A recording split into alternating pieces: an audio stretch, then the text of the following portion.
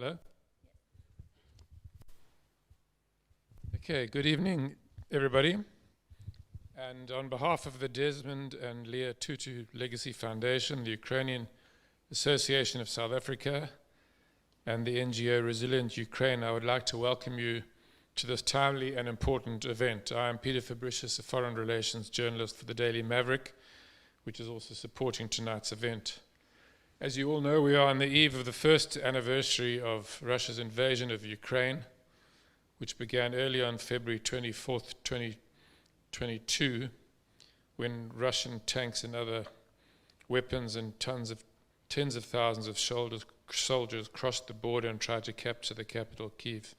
Just about everyone expected a quick victory by the mighty Russian military, but the extremely brave and resourceful Ukrainian people resisted Putin's armies, and a year later are still doing so after having recovered about half of the territory Russia occupied in the first weeks of the war. We've just now witnessed the very compelling and inspiring Stand for Freedom contemporary dance performance by Ukrainian choreographer Katerina Oloshnia, who's with us, which explored through human movement the horrors of the war and its impact on the bodies, as well as some of the messages which I think are relevant to South Africa, perhaps most compellingly that inaction has consequences, and explored the similarities in the Ukrainian and South African fights for freedom, as well as the humanitarian crises and the impact of the war on women and children, and how solidarity can lead to a safer life for all.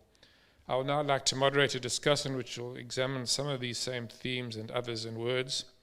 Our panelists will be Katerina Oloshnia, who's also the president of the Ukrainian Association of South Africa, which has been articulating the protests of Ukrainians in this country against the war so vocally and so articulately. We have Professor Tim Mariti, head of the Peace-Building Interventions Unit at the Institute for Justice and Reconciliation, which grew out of South Africa's renowned Truth and Reconciliation Commission. We have with us also Phumi Mhlapo, Chief Operating Officer of the Desmond and Leah Tutu Legacy Foundation, which preserves the spirit of the late beloved Arch, who was the conscience of this nation. And we have Vinka Kashur, also a representative of the Ukrainian Association of South Africa. I'd like now to ask each one of the speakers to make some opening remarks on the themes of tonight's discussion, perhaps starting with you, Vinka. Thanks. Also, thank you for everybody who is with us today, but also throughout this year. I think when we were planning this discussion, my role was to reflect on this year of war, but you've seen this reflection on the stage, so it's very difficult to find the words that's going to complement what you've seen. But I'll try. So it was at this time of the year, in February 2022, when the Kremlin has made the decision to start the full-scale invasion of Ukraine. It was also 9 years ago that Russia actually invaded Ukraine at the same time in February and started the war of Ukraine, from annexation of Crimea and fights in eastern Ukraine. The whole February and January, and actually already from March 2022, Russia was building hundreds of thousands of soldiers on our borders and using nuclear rhetorics to threaten Ukraine. Obviously, everybody kept talking about what's going to happen, but could we ever imagine what's going to happen to our lives and our country on the 24th of February? Definitely not. Could we imagine that millions and millions, over 8 million of Ukrainians, women, children, and elderly will run from this country? That families will be broken because men will stay in the country and women will flee, that another 9 million would lose their houses and will become internally displaced people. Could we imagine that hundreds of thousands of houses would be destroyed, that 6,000 missiles, probably much more, will be fired on our territory and the whole country will be turned into ruin? Yes, we mourn that 30% of our territory is now mined, and probably the environment will never come back to what it was before. But even more, we mourn that people's lives have been destroyed forever. We talk about dozens, thousands of people who lost their lives, but also children and people that were affected for generations, and probably until the rest of the century we're still going to try to recover and look for the normality. We also think, and maybe something that we could not imagine, how strong Ukrainians will fight for their freedom. On the morning of 24th of February, when the war started, it was difficult to breathe, but I never doubted that Ukrainians will win. We've seen farmers who use their tractors to go against tanks. We've seen our grandmas using their strongest weapon, jars of pickled food thrown into drones, and also strong words used against Russian soldiers to chase them away from Ukrainian villages. We also, this whole year, watched our children making crafts and also selling and trying to fundraise, including here in South Africa. Thank you for those children who are here, who organized soccer game and also collected funds for humanitarian aid in Ukraine and for our defenders. We also probably couldn't imagine that 54 countries will strongly support Ukraine. This is a massive humanitarian crisis that definitely affects the whole world. Our world is interconnected.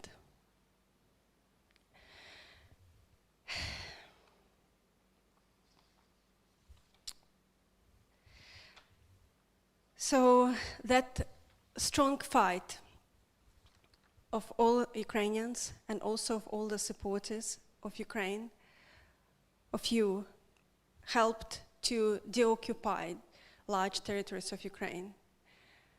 Military forces were chased from Kiev region, from Odessa region, from Zaporizhia region, not completely, but they are retreating from Kharkiv, from Kherson. And we know that Ukrainians will chase the occupiers from their territory.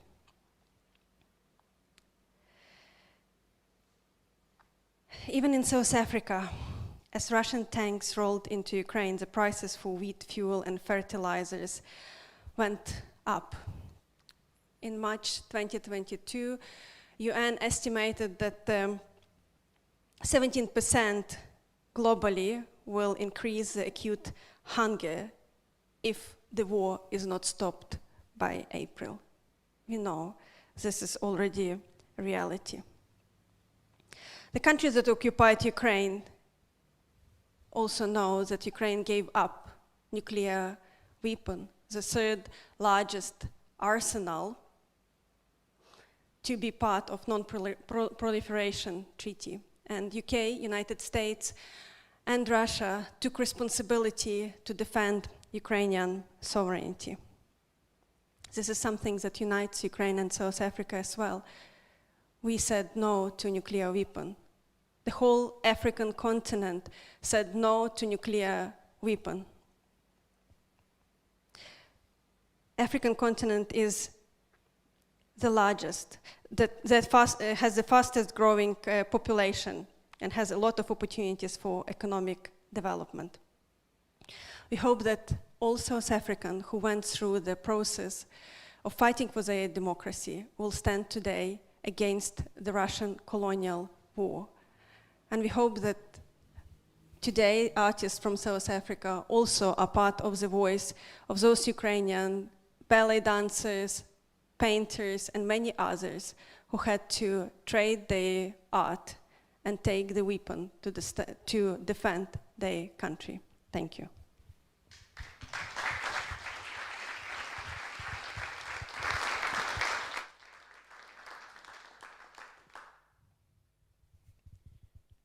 Hi, my name is Phumi Nhlapho. I'm from the Desmond and Leah Tutu Legacy Foundation.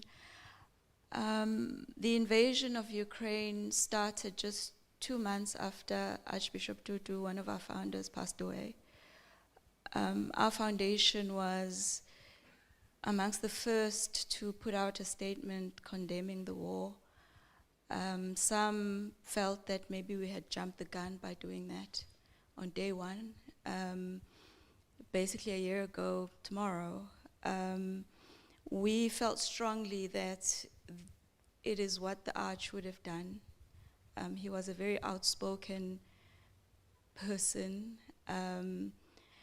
and we felt an obligation to say something in that moment. Archbishop Tutu was not a politician, but he was very much political. He did not take a neutral position when he saw injustice being done, because he felt very strongly that to take a neutral position was really to side with the oppressor. And we as a foundation feel exactly the same. When we in South Africa were involved in our own struggle against oppression, Archbishop Tutu and others called on the world, called on the people of the world to assist us, to help us. He went out, he spoke to students, he spoke to all kinds of people who then marched in the streets and pressured their own governments to support us, to care about what was happening to the majority of South Africans, even though that we were far, far away from them. They appealed to the peoples of the world to put pressure on their own governments. They saw a common humanity with us in our own struggle. So fast forward to last year, when this war started, or the invasion of Ukraine started, we are now being called upon to show solidarity with the people of Ukraine, the people on the ground, in their struggle for freedom, democracy, their struggle against oppression. Our primary concern should be the people on the ground, the men, women, and children who are being harmed on both sides of the war. We feel a kinship for them, not because of their politics, not because of their race, not because of who the aggressor is, but for the fact that for the past 12 months, they've been standing in harm's way. For us, it's about the human beings. The geopolitics and who started this and who must end this for us is important, but what really resonates for us is that human beings are being harmed. We feel a common humanity for them. The reason we as a foundation decided to speak out and also partner with the Ukrainian Association of South Africa is because of the statement that we had issued on the 24th of February last year. We're visited by 2 ladies. One of them is sitting to my right, looking for support, looking for an ear. And from a personal perspective, for me, the war in Ukraine was a faraway thing that I knew was bad, but I didn't see it as my problem until I met Zvinka and the ambassador for Ukraine. It was probably a couple of hours that we met. At the start of the meeting, I was indifferent. By the end of the meeting, I knew that we couldn't not try and help. And our role really is to try and conscientize our fellow South Africans, our fellow Africans, to care about what is happening to the people of Ukraine, and to relate and identify with their struggle and for the bombardment they are under every day. Some of my conversations with Svenka start with, how are your parents? How's your sister? How's your niece? Who are in Ukraine. I didn't know a Ukrainian person before that.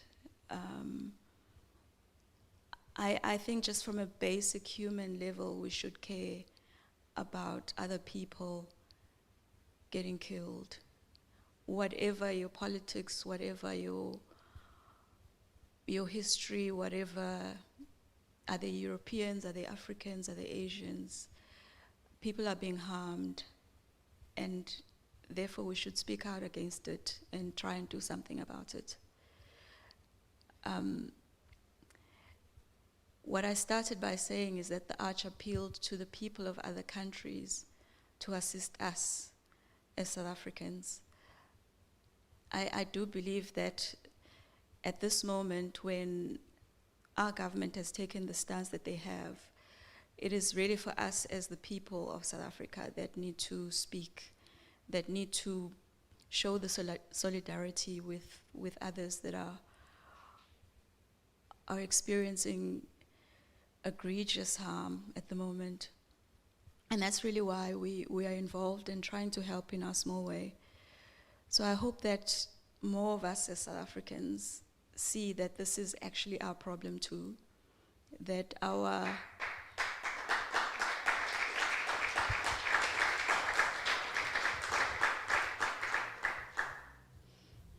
humanity is bound up with everybody on the planet that suffers. For me, it's that simple. I'm not very political myself, but I care about human beings, and I wish that more of us would do the same.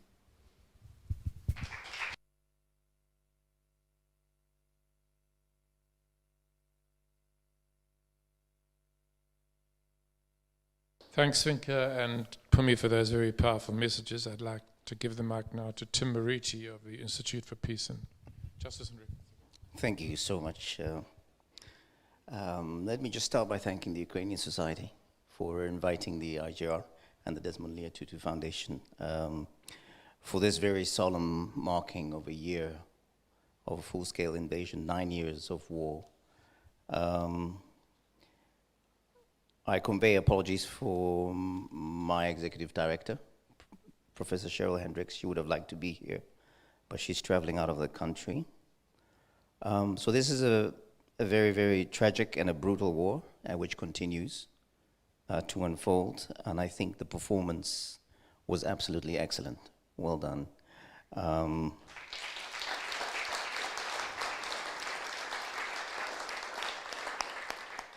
Very moving, very emotional, very powerful.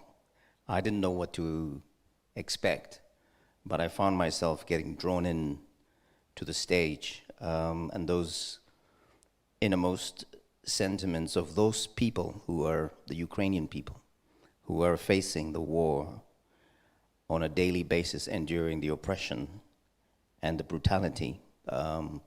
It came through, and also, I think for me as a father of a 10-year-old daughter, I really cannot imagine the terrible toil that is that this conflict is having on young children in Ukraine.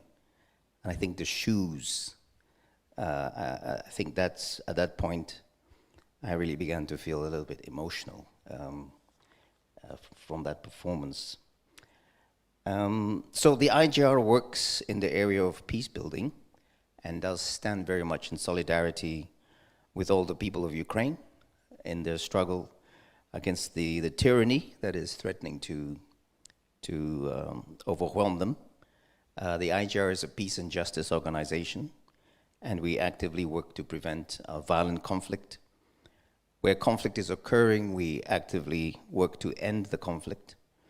And the majority of our work focuses on supporting countries that have experienced conflict across Africa and around the world to provide advice to governments, intergovernmental organizations, people affected by war. Since the war, the full-scale invasion started a year ago, we have done and we have convened a number of interventions with the Ukraine Society of South Africa, with Zvinka in particular, including seminars, a wide range of members of the Ukrainian and the South African Society have been involved in this discussion.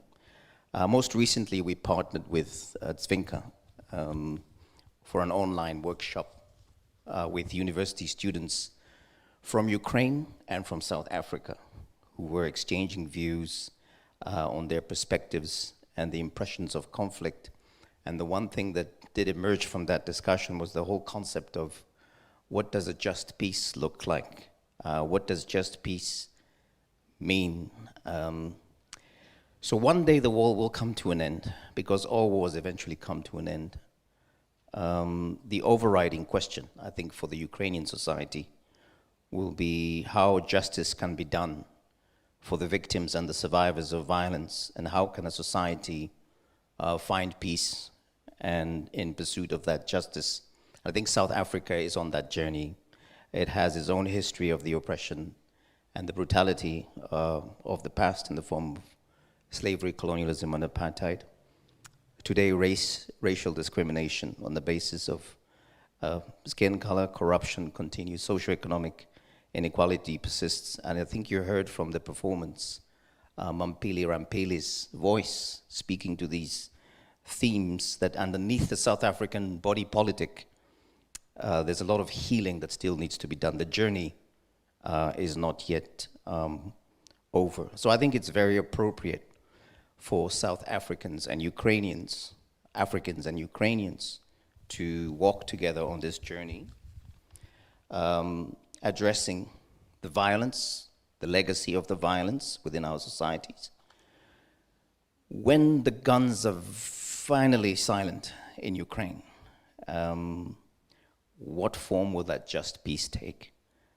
Will it simply be a negative peace, defined only by the absence of violence?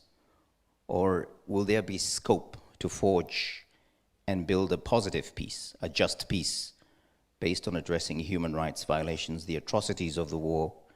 We heard that 65,000 war crimes have been committed in this last 12 months. How do we begin to address all of these issues? How do we document the truth of what's happened? How do we engage in self-introspection, surfacing the trauma that's been endured, putting in place places to restore and heal the victims and survivors? And what will it take to make reparations and repair the damage that has been endured by the people of Ukraine at a fundamental level of their humanity? And what about the perpetrators? Is simply prosecution sufficient? What more will it take? And transformation of the state as it continues on its journey of healing, I think will be crucial. Archbishop Desmond Tutu, the chairperson of the South African Truth and Reconciliation Commission, when he was live, he guided the South African society through these processes in supporting individuals and communities as they were dealing with the legacies of the past. And he encouraged us to always find ways to support each other, even in our state of trauma and woundedness.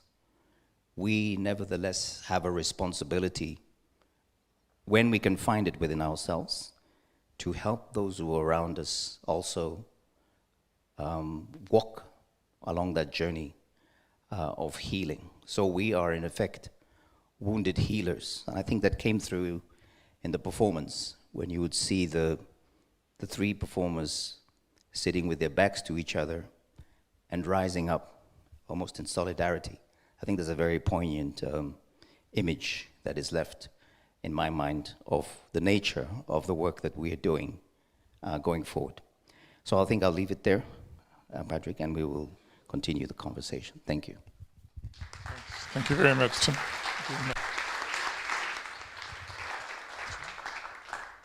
You'd like to speak? I think we can go maybe for more live discussion, yes. Okay. To you, Dvinka, may I put the question? You've mentioned that, I mean, what obviously is very much in the minds of South Africans is just how South Africa has reacted or not reacted to what we've been seeing for the last year. We don't want to go into the nitty-gritty of the politics, I know, but the message that came through in the dance, amongst others, was, of course, that inaction has consequences.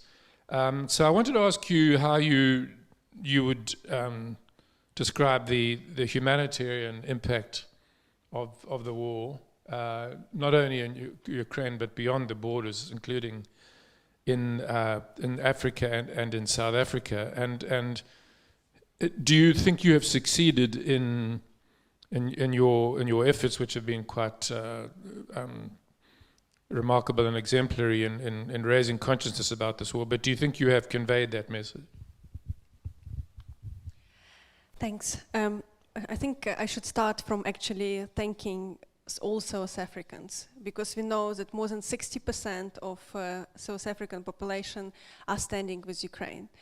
And we not only know that from survey, but we also know it from our humanitarian work with Gift of the Givers Foundation, where thousands and thousands of South Africans have supported this humanitarian aid. And we are very proud to say that over 1 million people in Ukraine were helped. Yes, not maybe.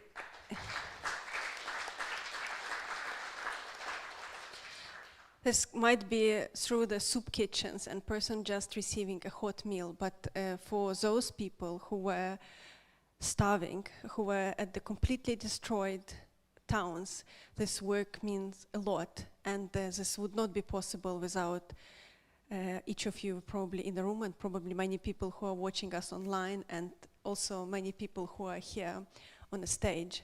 So yes, we know that South Africans are standing today with Ukraine because it's in each human interest.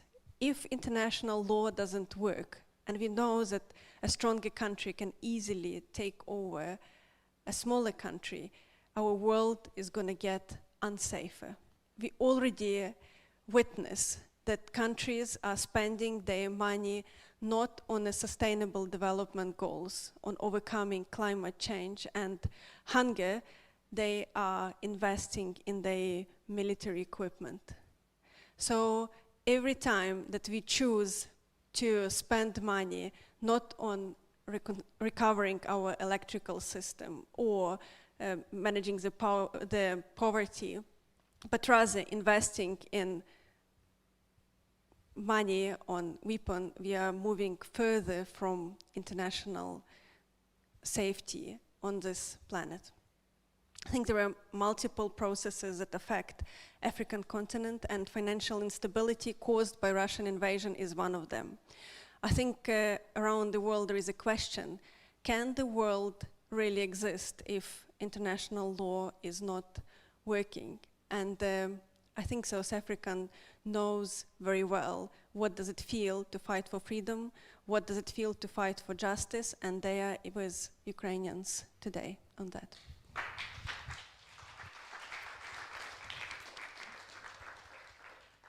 Pumi, you mentioned that the famous Arch was got himself. You didn't mention that, but we know that he got himself into trouble occasionally by taking on the powers that be on the question of solidarity with people suffering, as we, as the majority of South Africans suffered during apartheid.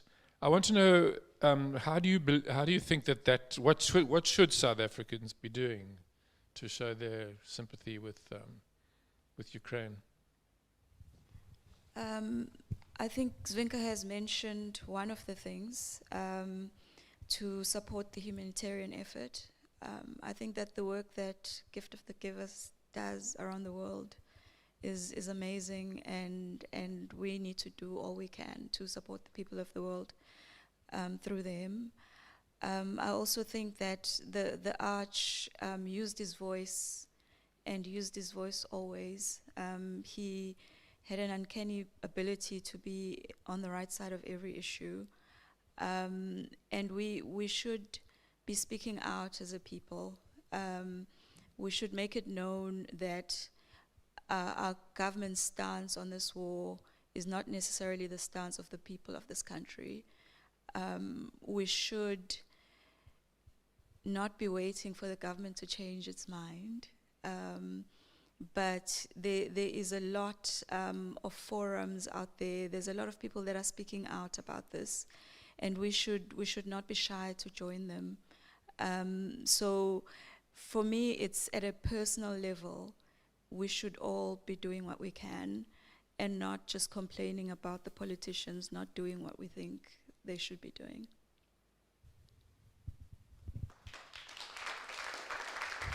Thank you very much, Pumi and Vinka.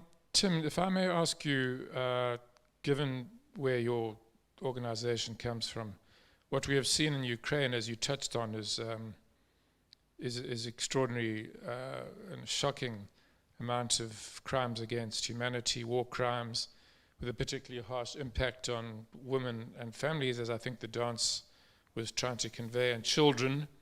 Women have been raped. Many Ukrainian children have been forcibly abducted and removed to Russia in what is really a massive act of ethnic cleansing and a war crime. How should the international community react to this? What are the possibilities of any kind of justice, given the fact that it would basically take the world to topple Russia before you could actually bring anybody or any significant number of these perpetrators to justice? Yeah, that's a tough question. I think the important thing is that the atrocities are being documented. We know that there are at least 65,000 war crimes. So even if, we cannot pursue justice through the international criminal tribunals at this point in time, eventually, and I can give you evidence of cases that have been prosecuted 30 years after the fact, eventually the perpetrators will have to face some form of justice. The special prosecutor, the chief prosecutor of the International Criminal Court has been to Ukraine. The Ukrainian government itself is also collecting the evidence. The United Nations Security Council is very much aware of the details. They have their own records of what's going on. You will see it in your program, the list of the atrocities also that have been committed, the number of people that have been affected. So in the absence of, in the immediate context, there is probably not much that can be done until, as you said, the regime in Moscow is toppled, or there is a different type of leadership with a different approach, which doesn't seem likely right now. But there's a lot that can be done to raise awareness about the nature of these crimes. There's a document called the Rome Statute establishing the International Criminal Court, which everyone can access, which actually lists the different crimes that are currently happening as we speak in Ukraine. So I think that is one form of justice. The other form of justice is the one that seeks to restore the dignity of the human being. And that's a different type of a process where the truth of what happened is surfaced with the perpetrators right in front of you, which is a very difficult thing to do. We did it in South Africa through the South African Truth and Reconciliation Commission. I wouldn't be the person to advise the Ukrainians how they're going to deal with that, with the crisis, the crimes that have been committed, the different violations, but it's not impossible to conceptualize a Ukrainian Truth and Justice Commission, for example. And the perpetrators that are prepared to come forward, which will be a very powerful thing, can go through that process and seek some form of, definitely there will be accountability for what they've done, and seek some form of redress, provide redress to the victims and the survivors. So it's quite complex, but those are some of the ideas that I can put on the table. Thank you. Okay, thank you. As you said, in other instances, the long arm of international justice has been seen, so there's some hope. I think we'll open it to the floor. If, can't really see you out there, but if any questions from the floor? If anybody wants to ask any questions or maybe share comment. your comments, feedbacks, please. What? I will be walking microphone, yes?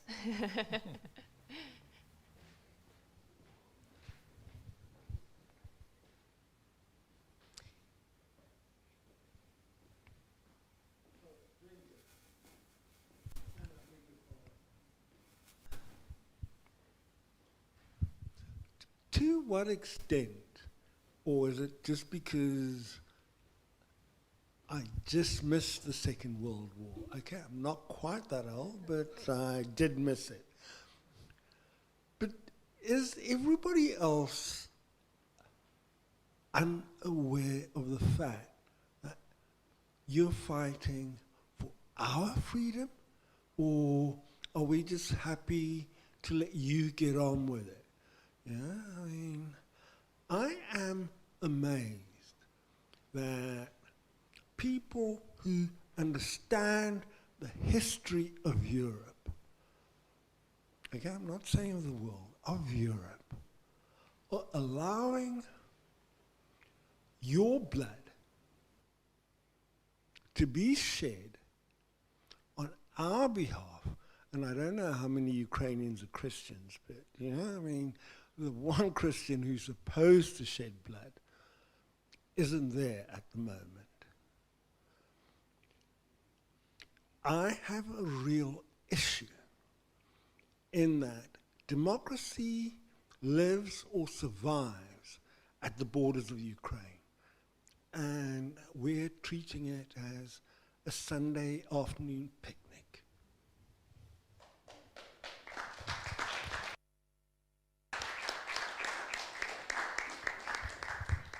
Do you want to answer that, or is it a question as answered in itself? I think, first of all, thank you, Trevor, for that comment and for that question. And I think many South Africans are continuing this fight. And also, you know, the Museum of Desmond and Leah Tutu Foundation, I don't know if everyone of you been there, but this is also a source of inspiration for us.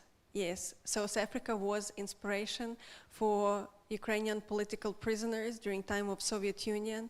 Lots of people were praising Mandela and saw that they are not the only one in the prisons, that there is also Nelson Mandela and many other people who are prosecuted, that South Africans are fighting for their freedom.